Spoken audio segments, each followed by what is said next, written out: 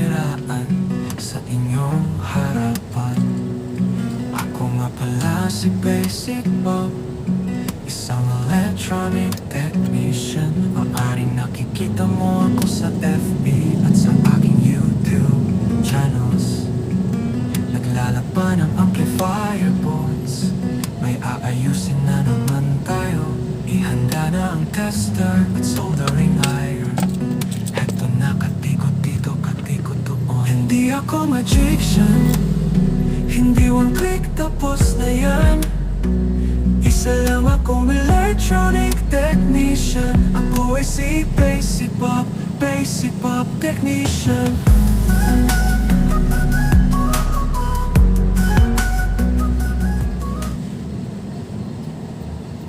Okay mga boss, magandang hapon sa inyong lahat at andito na naman tayo sa pag-uusapan nating amplifier. Usapang amplifier pa rin yung topic natin. So may nagtanong, magkano nga ba yung labor sa Concert 5 Auto? So may ginagawa tayong amplifier.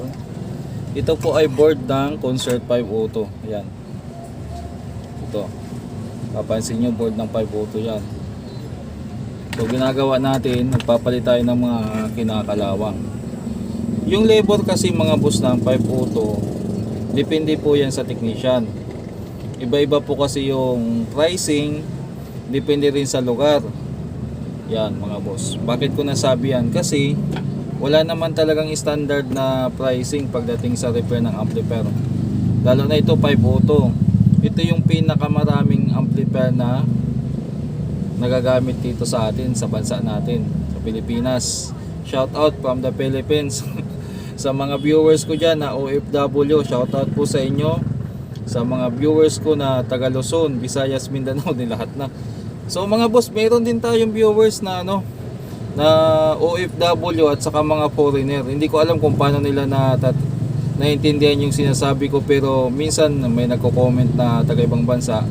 Yun, natutuwa tayo kasi at kung kayo nanonood na na nasa ibang bansa kayo, mga OFW, shoutout lang po at comment kayo kung tama yung sinasabi ko para hindi naman tayo mapahiya.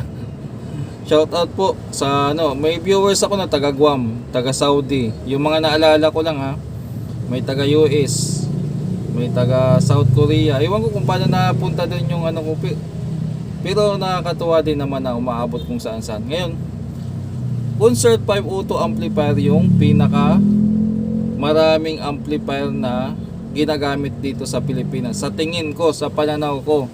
So hindi ko i-represent na pangkalahatan, pero base sa experience ko, Concert ang pinakamarami. Sa pumapasok sa shop, ganun din, pinakamarami. So kadalasan yan, tatanong magkano ang labor. Yan.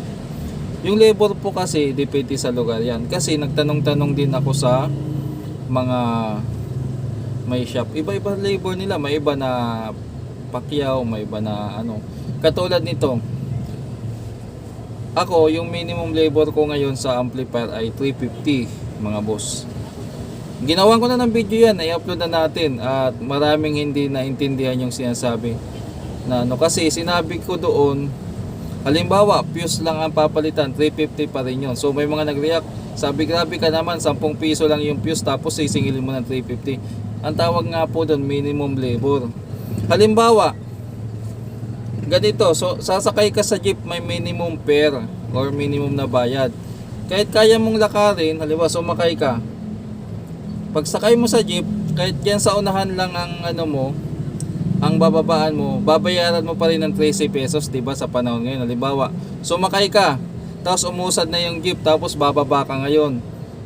Wala na yun, yung 13 pesos mo. Hindi mo sabihin na, ay, kunin ko yung bayad ko kasi malapit lang naman ako. Parang gano'n, diba? Gano'n din sa repair.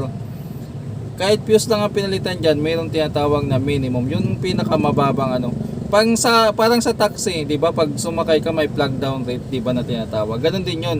Hindi naintindihan ng iba at biglang nag-react agad kasi hindi agad pinag-iisipan hindi pinapakinggan yung sinasabi ko o yung pinapanood nila.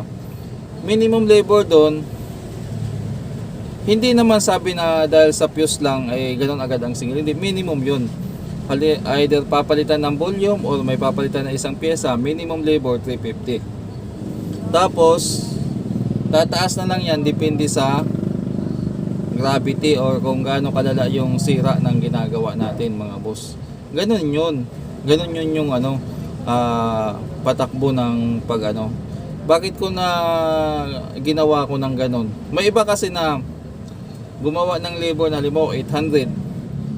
Madali sa mahirap yung sira, matagal or mabilis gawin, 800. Meron namang ganon or 700, 600, depende sa Ako naman iba.